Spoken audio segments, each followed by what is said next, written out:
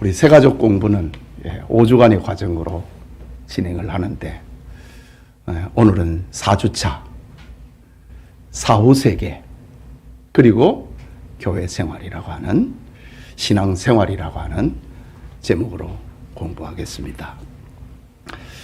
사람이 죽으면 가는 천국과 지옥입니다.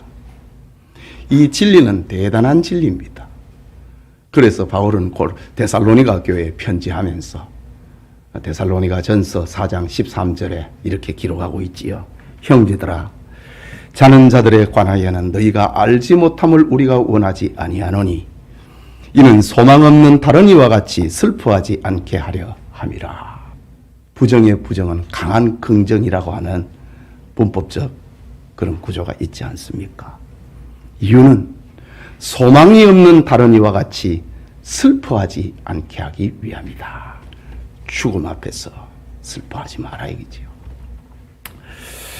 자연계든 영계든 시작이 있으면 끝이 있게 마련입니다. 그 끝을 가리켜서 종말이라고 하는데 이 종말에는 두 종류의 종말이 있습니다. 개인의 종말이 있고 우주적 종말이 있습니다. 개인의 종말을 가리켜서 각 사람이 죽는 것을 말하는 것이고 우주적인 종말은 예수 그리스도께서 재림하심으로 이루어질 최후의 심판을 가리킵니다. 오늘은 사람의 죽음과 더불어서 시작이 되는 세계에 대해서 알아보고자 합니다. 이 얼마나 중요한 일입니까? 이 얼마나 설레게 하는 공부입니까? 성경은 성도들이 반드시 알아야 될 진리라고, 너희가 알지 못함을 우리가 원하지 않는다고 반드시 알아야 될 진리임을 말하고 있습니다. 과연 사람이 죽으면 어떻게 될까? 이제 성경이 교훈하고 있는 인간의 사후세계가 어떤 곳인지를 살펴봅시다. 먼저 천국입니다. 천국은 하나님의 은혜를 입어서 그 이름이 생명책에 기록된 사람이 가는 곳입니다. 사람이 생명책에 기록이 됐다고 하는 거, 그걸 어떻게 알 수 있습니까? 그것은 예수 그리스도를 구주로 믿어서 대속의 은총을 받은 사람을 말합니다. 내가 예수님을 믿는다. 그것은 생명책에 기록이 되었다고 하는 것에 비치는 빛입니다. 하나님이 주신 세상이라고 하는 기회의 시간과 공간에서 눈물을 통과하고 회개를 통과하고 감사라고 하는 속죄의 과정을 거친 사람들이 가는 곳이 천국입니다. 천국은 하나님이 지으신 실존의 세계이고 예수님이 말씀하신 거할 곳이 많은 아버지의 집이라고 했습니다. 천국은 성령님이 보증하시는 도성입니다. 천국은 창세 이후로 모든 성도들이 사모했던 돌아갈 본향입니다. 그러면 우리의 본향 천국은 어떤 곳인지 좀 더 알아봅시다. 천국은 처음 하늘과 처음 땅인 이 세상과 구별이 되는 영광의 세계입니다. 거기에는 사망이 없고 애통하는 것이나 곡하는 것이나 아픈 것이 없다고 했습니다. 거기는 하나님과 어린 양 예수님이 계시는 영원한 임마누엘의 세계라고 했습니다. 거기는 어두움이 없는 찬란한 영광의 세계요, 성도들이 이 땅에서 살아갔던, 신자로서 살아갔던 모든 삶이 보상을 받는 세계라고 했습니다. 거기는 생명수 강이 흘러서 영육의 갈증이나 목마름이 다시 없고 생명나무와 12가지 열매가 있어서 만족과 기쁨이 계속되는 곳이라고 했습니다. 거기는 하나님을 섬기는 온전한 예배가 있고 하나님의 얼굴을 대면하는 하나님의 자녀의 신분과 권세가 회복이 되는 에덴 동산과 같은 곳이라고 했습니다. 거기는 하나님의 자녀의 온전한 인격과 자유가 있고 세세토록 왕적 권위가 실현이 되는 범죄하기 이전의 에덴 동산 같은 곳입니다. 이것을 지지하고 있는 성경 마태복음 25장 34절에 그때의 임금이 그 오른편에 있는 자들에게 이르시되 내 아버지께 복을 받은 자들이여 나와 창세로부터 너희를 위하여 예비된 나라를 상속받으라. 신자들을 향하여서 예수님이 창세로부터 너희를 위하여서 하나님이 예비해 놓으신 그 천국을 상속받으라 라고 말씀하셨습니다. 요한계시록 21장 1절과 5절에는 내가 새 하늘과 새 땅을 보니 처음 하늘과 처음 땅이 없어졌고 바다도 다시 있지 않더라. 또 내가 보매 거룩한 성 새 예루살렘이 하나님께로부터 하늘에서 내려오니 그 준비한 것이 신부가 남편을 위하여 단장한 것 같더라. 신비와 설렘의 세계라는 말입니다. 내가 들으니 보좌에서 큰 음성이 나서 이르되 보라 하나님의 장막이 사람들과 함께 있음에 하나님이 그들과 함께 계시리니 그들은 하나님의 백성이 되고 하나님은 친히 그들과 함께 계셔서 모든 눈물을 그 눈에서 닦아주시니 다시는 사망이 없고 애통하는 것이나 곡하는 것이나 아픈 것이 다시 있지 아니하리니 처음 것들이 다 지나갔음이러라. 우리의 선배 사도 요한이 주의 영의 이끌림을 받아서 천국을 보고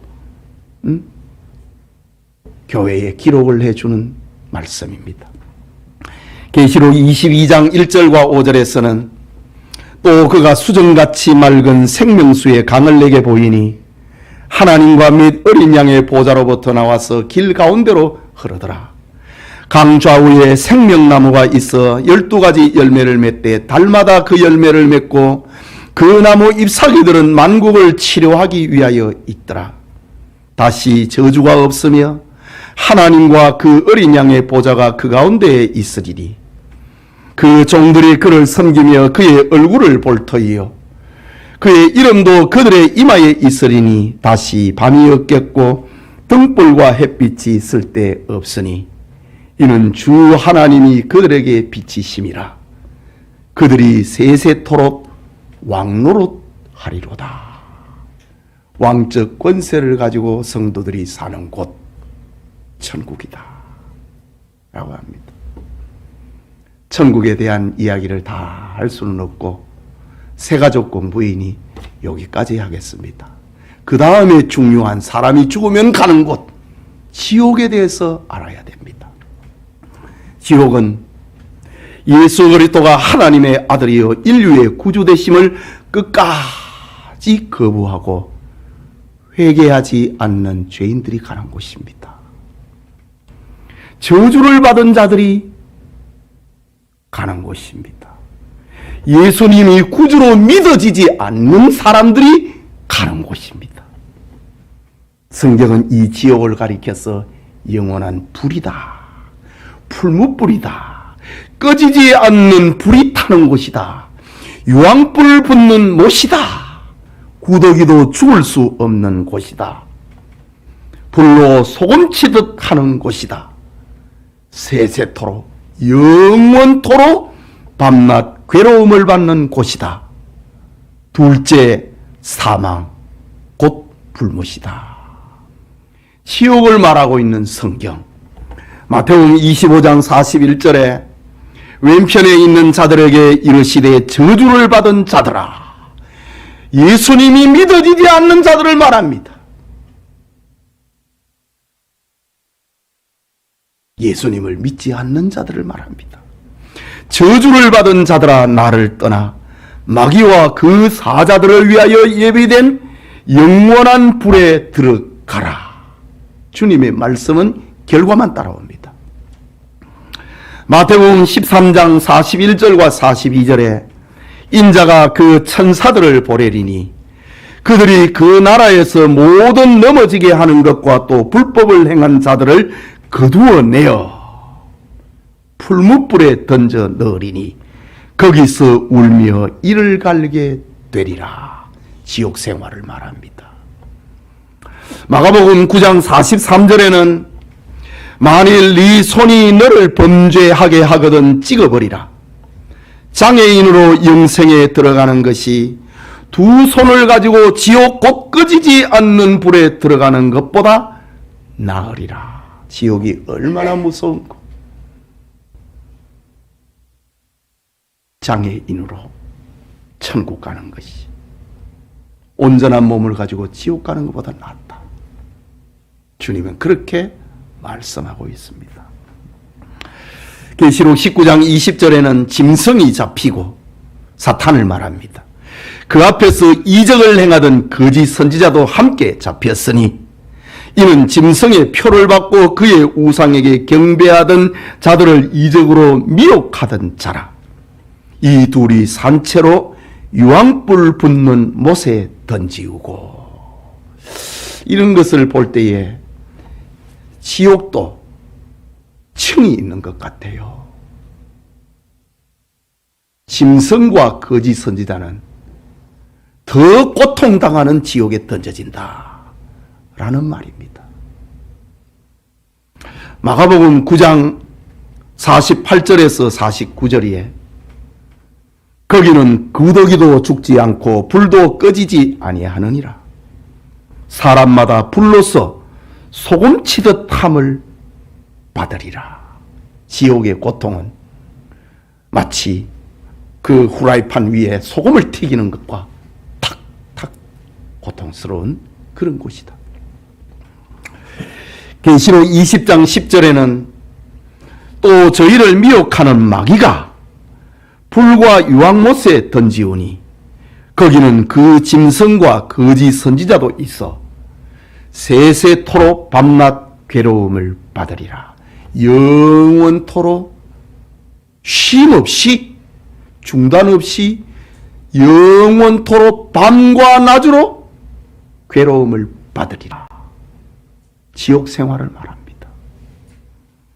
계시록 20장 14절에 사망과 음부도 불못에 던져지니 이것은 둘째 사망 곧 불못이라 라고 했습니다. 여러분, 우리가 지금 예수님을 믿는다고 하는 이것이 얼마나 큰 효력을 발휘하는지를 죽으면 나타납니다. 지금은 예수 믿고 교회 가고 봉사하는 것을 작은 일로 여기지만은 그러나 주님의 심판대 앞에 서면은 예수 믿고 교회 가는 것이 봉사하는 것이 얼마나 영광스러운 날인가. 그것이 그날이 그렇게 복된 날이었는가. 그것을 체험하는 날이 온다는 말입니다. 우리 성도님들 예수님 잘 믿으시기 바랍니다. 자, 이런 사후세계를 향한 우리의 자세는 어떠해야 되겠는가? 하나님은 우리를 위하여 영화롭고 찬란한 천국을 예비해 놓으셨습니다. 그렇다면 무너질 세상에 마음 뺏기지 말고 하나님의 자녀가 된 것을 감사하며 살아야 됩니다. 괴로움과 공고와 슬픔과 고통이 있을지라도 천국을 소망하면서 살아야 됩니다. 우리 조상들은 그래 살았습니다. 내 뜻대로 삶이 안 풀려서 눈물을 흘리고 밤을 새는 날이 있어도 천국을 바라보며 살아야 됩니다. 부모 형제와 친구와 이웃에게 현실 세계가 끝이 아니고 영원한 내세가 있음을 알려주어야 됩니다. 천국을 소망하고 우리에게 주신 사명을 다하는 그런 성도가 되어야 됩니다. 천국은 우리 주님이 우리의 눈물과 아픔을 풀어주시는 영광의 도성이요, 우리에게 약속하신 영원한 나라입니다. 사후세계를 향한 삶의 자세를 교훈하고 있는 말씀, 마태복음 10장 28절에 몸은 죽여도 영혼을 능히 죽이지 못하는 자들을 두려워하지 말고 오직 몸과 영혼을 능히 지옥에 멸하실 수 있는 이를 두려워하라. 세상 두려워하지 말고 하나님을 두려워하면서 살아야 된다. 계시록 18장 4절에는 또 내가 들으니 하늘로부터 다른 음성이 나서 이르되 내 백성아, 거기서 나와 그의 죄에 참여하지 말고 그가 받을 재앙들을 받지 말라. 바벨론의 멸망 앞에서 하늘에서 외치는 소리입니다. 내 백성아, 멸망할 성에 머물지 말고 거기서 나와라. 그들이 받을 벌에 참여하지 말라. 성도의 삶의 자세입니다. 계시록 22장 1절에 11절 12절에는 불의를 행하는 자는 그대로 불의를 행하고 더러운 자는 그대로 더럽고 의로운 자는 그대로 의를 행하고 거룩한 자는 그대로 거룩하게 하라. 보라, 내가 속히 오리니 내가 줄 상이 내게 있어 각 사람에게 그가 행한 대로 갚아주리라. 행한 대로 갚아준다고 했습니다. 그래서 억울한 일을 있어도 참을 수 있는 힘이 내가 주님 앞에 선다는 겁니다. 행한 대로 갚아주신다고 했습니다. 이게 우리의 삶의 자세입니다. 데살로니가전서 4장 13절에는 형제들아, 자는 자들에 관하여는 죽은 자를 말합니다. 자는 자들에 관하여는 너희가 알지 못함을 우리가 원하지 아니하노니 이는 소망이 없는 다른 이와 같이 슬퍼하지 않게 하려 함이라. 죽음이 온다 할지라도 너무 지나치게 슬퍼하지 마라 이거지요. 우리가 영광의 세계에서 재회하게 될 것이고 영광의 세계에서 살게 될 것이기 때문입니다. 이쯤 이렇게 새가족 공부로서의 천국과 지옥을 공부하겠습니다. 이제 생활론으로 넘어가겠습니다. 두 번째 단락입니다. 건강한 교회 생활. 지금 3주 절반까지는 교리에 대한 이야기를 했습니다. 이제 한 주 반은 생활에 대한 이야기를 하려고 합니다. 여러분, 바울의 서신서를 보면은요, 앞단락은 교리입니다. 뒷부분은 생활입니다. 이 참 구조가 그렇습니다. 우리 새가족 공부도 교리와 생활을 이렇게 조화를 이루려고 기본적인 생활에 대해서 이렇게 3강좌를 짧게 준비를 합니다. 먼저는 건강한 신앙생활입니다. 사도행전 2장 42절에 그들이 사도의 가르침을 받아야 됩니다. 서로 교제하고 떡을 떼며 오로지 기도하기를 힘쓰니라. 건강한 신앙생활의 그 기준입니다. 오랫동안 신앙생활을 했음에도 불구하고 믿음이 자라지 못하고 생동감 있는 삶을 살지 못하고 있다면 어딘가 구멍이 뚫려 있음이 분명합니다. 오늘 낮에 제가 설교하면서 이런 말씀을 드렸지요. 우리의 삶의 우환이 그치지 아니한다. 하나님의 계명에 무엇을 어긴 것이 있는가를 생각해 보라고 했습니다. 신앙생활을 함에도 불구하고 믿음이 자라지 않고 생동감 있는 삶을 살지 못한다면 지금 구멍이 뚫렸습니다.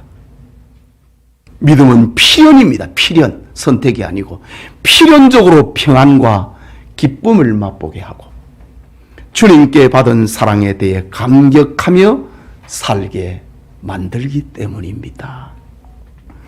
오늘날 신앙의 연수와 성경에 대한 지식과 도덕적인 삶을 믿음으로 착각하는 이들이 많습니다. 나 오랫동안 교회 다녔다 이거지요.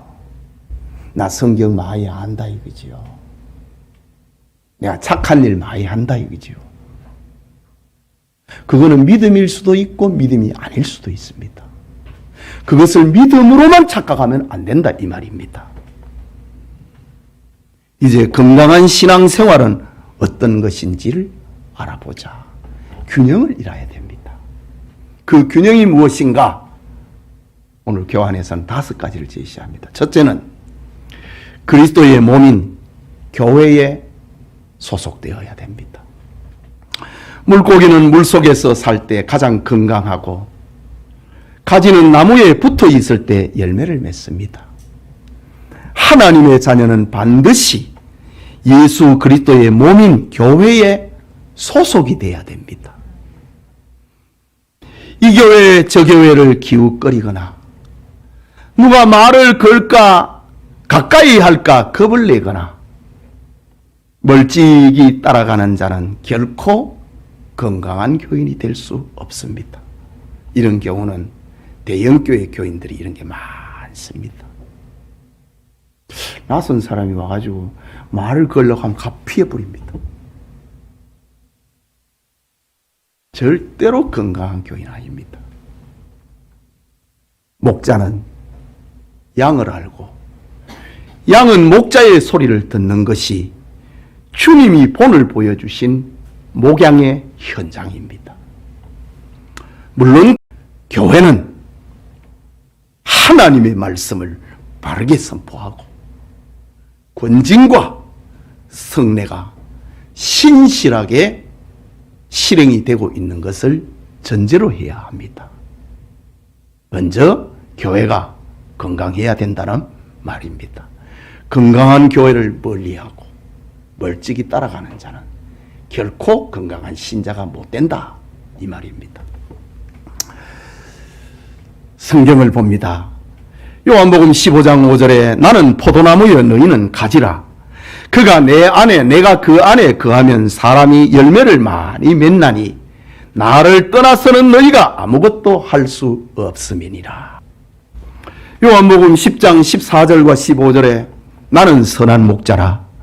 나는 내 양을 알고 양도 나를 아는 것이 아버지께서 나를 아시고 내가 아버지를 아는 것 같으니 나는 양을 위하여 목숨을 버리노라. 요즘 현대 교인 가운데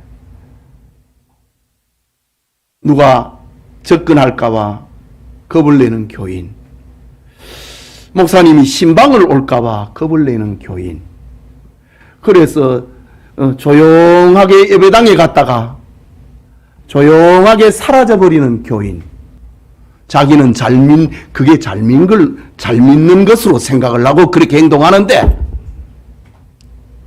눈먼 것과 벌거벗은 것을 알지 못하는 자입니다. 양과 목자는 서로를 안다 이거지요. 그래야 건강한 신자가 됩니다. 뭐 기도를 해도 뭘 알아야 기도를 하지요. 모르는데 그게 바른 기도, 정직한 기도가 됩니까? 그건 외식이지.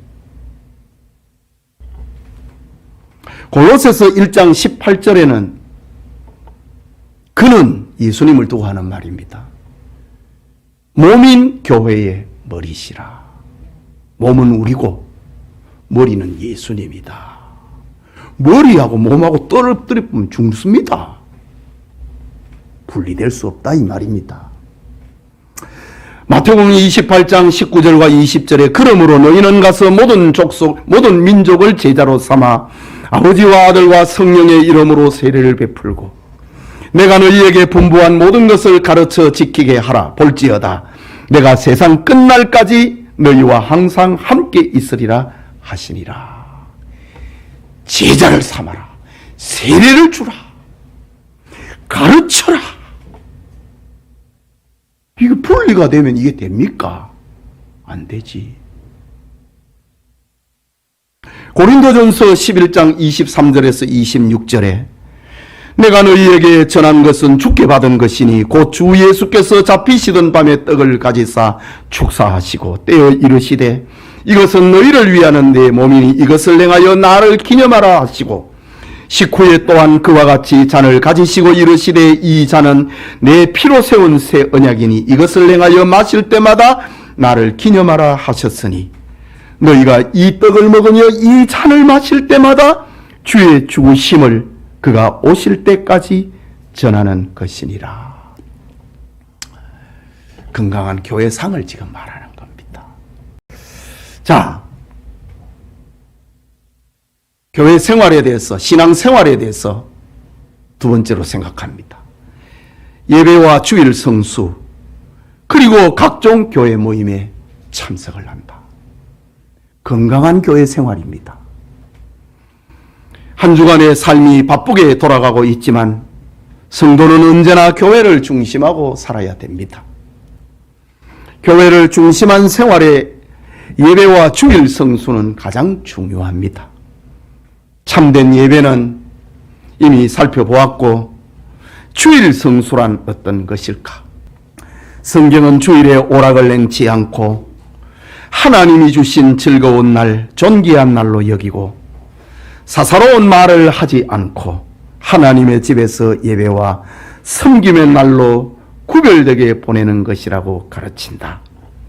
뿐만 아니라 성도는 교회의 지체로서 구역, 전도회 등 각종 모임에 적극 참여하도록 한다.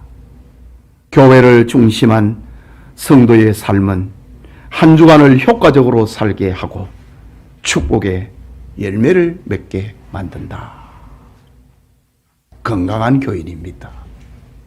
성경 요한복음 4장 23절과 24절에 아버지께 참되게 예배하는 자들은 영과 진리로 예배할 때가 오나니 곧 이때라. 아버지께서는 자기에게 이렇게 예배하는 자들을 찾으시느니라. 하나님은 영이시니 예배하는 자가 영과 진리로 예배할지니라. 영으로 예배하고 진리로 성경으로 예배를 해야 된다. 이런 예배자를 하나님께서는 찾으신다 라고 합니다. 이사야 58장 13절과 14절에 만일 안식일에 내 발을 금하여 내 성일에 오락을 행하지 아니하고 안식일을 일컬어 즐거운 날이라 여호와의 성일을 존귀한 날이라 하여 이를 존귀하게 여기고 내 길로 행하지 아니하며 네 오락을 구하지 아니하며 사사로운 말을 하지 아니하면 네가 여호와 안에서 즐거움을 얻을 것이라. 내가 너를 땅의 높은 곳에 올리고 네 조상 야곱의 기업으로 기르리라. 여호와의 입의 말씀이니라. 주의를 거룩하게 지키면 내가 너를 땅의 높은 곳에 올리겠다고 합니다. 하나님이 약속하신 기업을 상으로 주겠다고 약속하고 있습니다. 히브리서 10장 25절 26절인데 서로 돌아보아 사랑과 선행을 격려하며 모이기를 패하는 어떤 사람들의 습관과 같이 하지 말고 오직 권하여 그날이 가까움을 볼수록 더욱 그리하자. 모여야 된다. 교제해야 된다. 사랑과 선행을 격려해야 된다라는 말입니다. 마태복음 11장 28절에서 30절에 수고하고 무거운 짐진 자들아 다 내게로 오라. 내가 너희를 쉬게 하리라. 나는 마음이 온유하고 겸손하니 나의 멍에를 메고 내게 배우라. 그리하면 너희 마음이 힘을 얻으리니 이는 내 멍에는 쉽고 내 짐은 가벼움이라 하시니라. 배워야 됩니다. 안 배우는 사람이 있다고 내가 다 안다고 해요. 절대로 건강한 교인 아닙니다. 배워야 됩니다. 신앙생활에 있어서 세 번째는 11조와 헌금 생활을 바르게 해야 됩니다.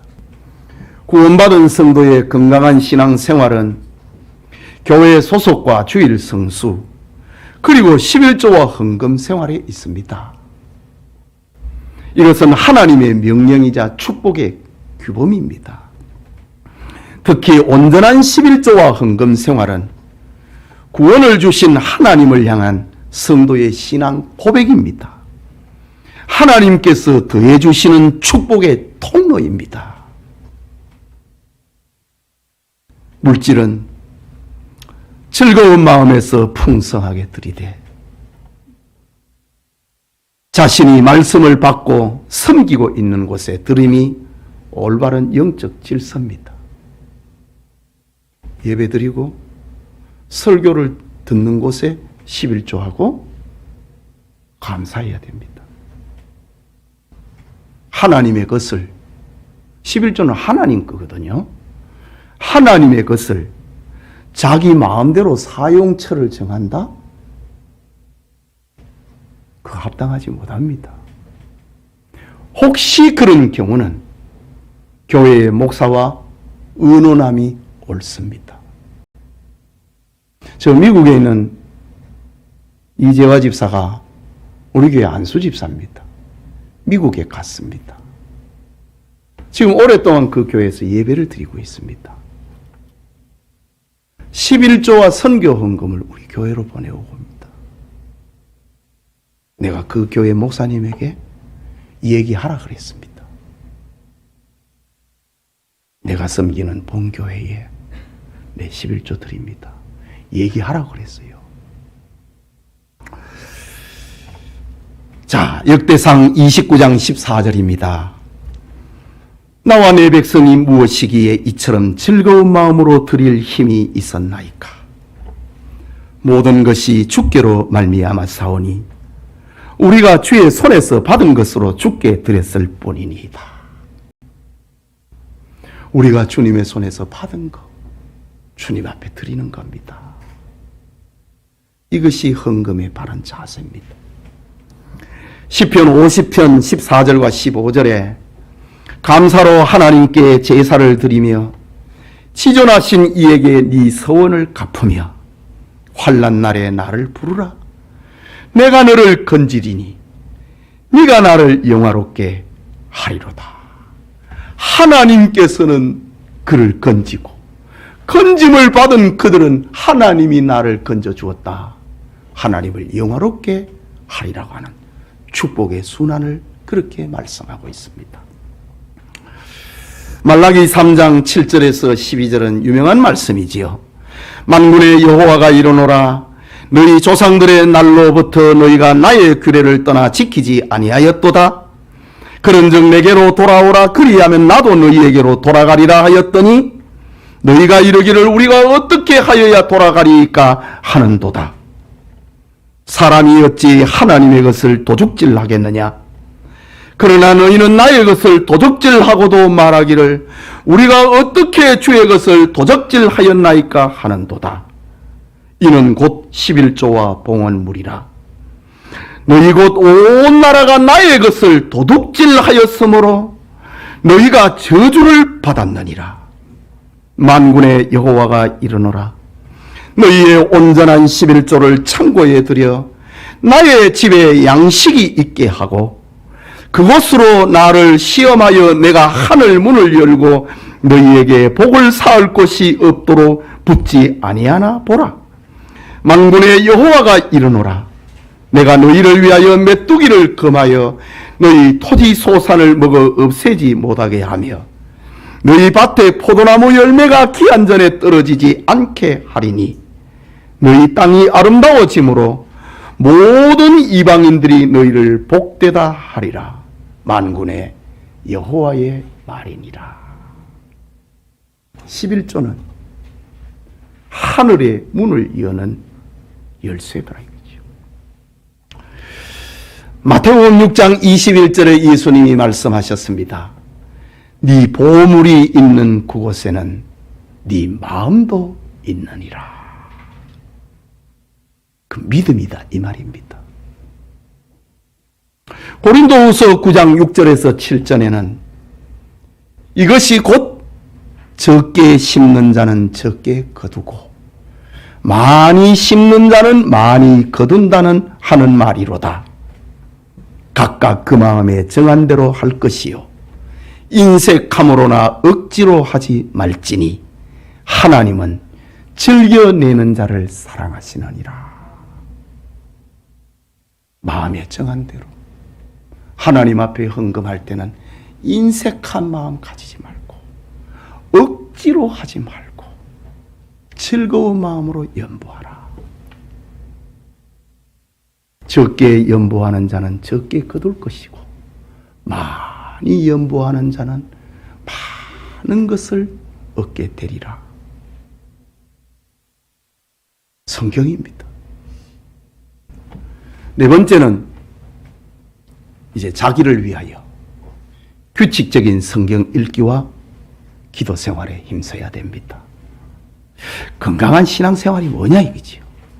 규칙적인 성경 읽기와 기도 생활은 성도의 영적 생명을 유지하고 축복 생활에 있어서 필연적인 과제입니다. 하나님께서 우리에게 구원의 길, 축복의 길을 알려주시는 유일한 통로가 성경입니다. 그러니 성도는 규칙적으로 성경을 읽어야 합니다. 성경을 통해서 하나님이 말씀하신 약속을 나의 것으로 받고 그것을 구체화하기 위해서 해야 되는 것, 그것이 기도입니다. 성경 읽기와 기도 생활은 건강한 신앙생활의 필수입니다. 성도는 기도로 하나님께 삶의 필요를 구하여 얻고 영광을 하나님께 올려드려야 됩니다. 아까 시편에도 읽었잖아요.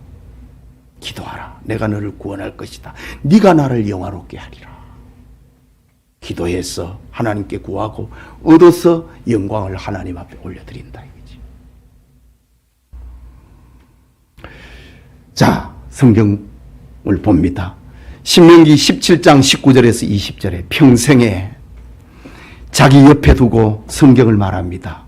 읽어 그의 하나님 여호와 경외하기를 배우며 이 율법의 모든 말과 이 규례를 지켜 행할 것이라. 그리하면 그의 마음이 그의 형제 위에 교만하지 아니하고 이 명령에서 떠나 좌로나 우로나 치우치지 아니하리니 이스라엘 중에서 그와 그의 자손이 왕위에 있는 날이 장구하리라. 왕에게 주신 메시지입니다. 계시록 1장 3절에 이 예언의 말씀을 읽는 자와 듣는 자와 그 가운데에 기록한 것을 지키는 자는 복이 있나니 때가 가까움이라. 성경을 말합니다. 읽고 듣고 지키는 자가 복이 있다. 시편 32편 6절에는 모든 경건한 자는 주를 만날 기회를 얻어서 주께 기도할지를 진실로 홍수가 범람할지라도 그에게 미치지 못하리라. 기도하는 자를 하나님 도와준다 이 말입니다. 에베소서 6장 18절에는 모든 기도와 간구를 하되 항상 성령 안에서 기도하고 이를 위하여 깨어 구하기를 항상 힘쓰며 여러 성도들을 위하여 구하라. 기도 생활의 그 넓이를 말하는 겁니다. 베드로전서 4장 7절에는 만물의 마지막이 가까웠으니 그러므로 너희는 정신을 차리고 근신하여 기도하라. 야고보서 5장 13절에는 너희 중에 고난당하는 자가 있느냐? 그는 기도할 것이요. 즐거워하는 자가 있느냐? 그는 찬송할지니라. 마지막으로 이웃을 위하여 봉사와 전도에 힘쓰는 것. 그게 신앙생활입니다. 성도의 신앙생활은 자신의 유익만을 구하지 말고 교회를 유익하게 하는 섬김과 이웃의 생명을 구원하기 위하여 전도에 힘쓰는 것이 동반되어야 됩니다. 건강한 성도는 봉사를 통하여서 주님의 몸의 한 지체라는 사실을 체험하게 됩니다. 봉사는 개인의 기분과 생각대로 해서는 안 되고 교회의 필요와 질서와 명령에 따라서 행해야 됩니다. 아무리 좋은 것이라도 질서에 따라서 해야 됩니다. 목사에게 물어보라고요. 목사님, 나 이거 헌물하고 싶은데 해도 되나요? 물어보라고요. 봉사의 자세는 구원의 감격과 주님을 사랑하고 겸손히 주님이 공급하시는 힘으로 해야 됩니다. 이때에 하나님은 예비하신 더 큰 은혜와 축복을 체험하게 하십니다. 그리고 전도는 신앙생활에 있어서 아무리 강조해도 지나침이 없습니다. 예수님이 우리에게 맡기신 마지막 사명이 전도입니다. 이 복음은 모든 믿는 자에게 구원을 주시는 하나님의 능력이라고 할 때에 복음을 받은 자는 절대로 침묵할 수가 없습니다. 그렇기 때문에 성도는 하나님께 받은 은혜와 사랑을 실천하기 위하여서 그리고 자기 구원의 확실성을 점검하기 위해서 반드시 전도해야 됩니다. 여러분, 전도할 때에 자기 믿음이 튼튼해집니다.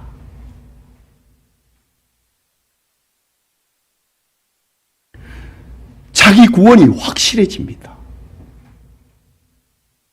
이건 전도하는 사람이 누리는 복입니다.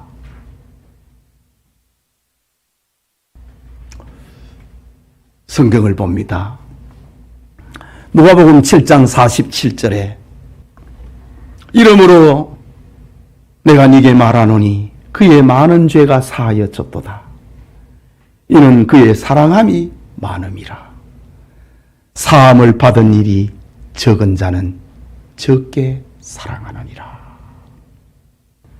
주님으로부터 많은 은혜를 받았다고 하는 그것을 고백하는 사람은 주님을 많이 사랑하게 돼 있다고 하는 예수님의 영적 질서를 말하고 있습니다.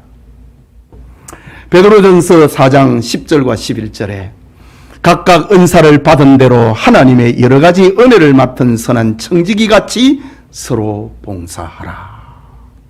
만일 누가 말하려면 하나님의 말씀을 하는 것 같이 하고 누가 봉사하려면 하나님이 공급하시는 힘으로 하는 것 같이 하라. 이는 범사에 예수 그리스도로 말미암아 하나님이 영광을 받으시게 하려 함이니 그에게 영광과 권능이 세세에 무궁하도록 있느니라. 아멘. 이 봉사 생활은 이렇게 해야 된다, 이 말입니다. 고린도전서 10장 23절과 24절에 모든 것이 가하나 모든 것이 유익한 것이 아니요 모든 것이 가하나 모든 것이 덕을 세우는 것이 아니니 누구든지 자기의 유익을 구하지 말고 남의 유익을 구하라. 크리스찬의 윤리관을 이렇게 들려줍니다. 마가복음 16장 15절에 또 이르시되 너희는 온 천하에 다니며 만민에게 복음을 전파하라. 지금 전도에 대한 이야기입니다. 앞달라기는 봉사에 대한 이야기고, 베드로전서 2장 9절에는 그러나 너희는 택하신 족속이요 왕같은 제사장들이요 거룩한 나라요 그의 소유가 된 백성이니 이는 너희를 어두운 데서 불러내어 그의 기이한 빛에 들어가게 하신 이의 아름다운 덕을 선포하게 하려 하심이라. 우리를 구원하신 이유는 하나님의 아름다운 덕을 선포하도록 하기 위해서 우리를 먼저 불렀다, 이 말입니다. 요한복음 21장 15절에 그들이 조밥 먹은 후에 예수께서 시몬 베드로에게 이르시되 요한의 아들 시몬아 네가 이 사람들보다 나를 더 사랑하느냐 하시니 이르되 주님 그러하나이다. 내가 주님을 사랑하는 줄 주께서 아시나이다. 이르시되 내 어린 양을 먹이라. 주님을 사랑하는 자는 주님의 일을 하게 돼 있다, 이 말입니다. 디도서 1장 3절에는 자기 때에 자기의 말씀을 전도로 나타내셨으니 이 전도는 우리 구주 하나님이 명령하신 대로 내게 맡기신 것이라. 그래서 하나님은 우리에게 천사를 보내서 전도하지 않고 우리를 축복하기 위해서, 우리의 신앙을 튼튼하게 하기 위해서 전도를 우리에게 맡겼다 이거지. 우리를 축복하기 위함입니다. 고린도전서 15장 58절에 그러므로 내 사랑하는 형제들아 견실하며 흔들리지 말고 항상 주의 일에 더욱 힘쓰는 자들이 되라. 이는 너희의 수고가 주 안에서 헛되지 않은 줄 알미라. 주님 안에서 한 수고는 하나도 헛된 것이 없습니다. 전도서 12장 13절에도 그렇게 말씀했지요. 일의 결국을 다 들었으니 하나님을 경외하고 그 명령을 지킬지어다. 이것이 사람의 본분이니라. 주를 위한 섬김과 사랑과 봉사는 헛되지 않는다. 우리 이 축복이 새가족뿐만 아니라 우리 교인들에게도 함께 하기를 축복합니다. 기도합시다.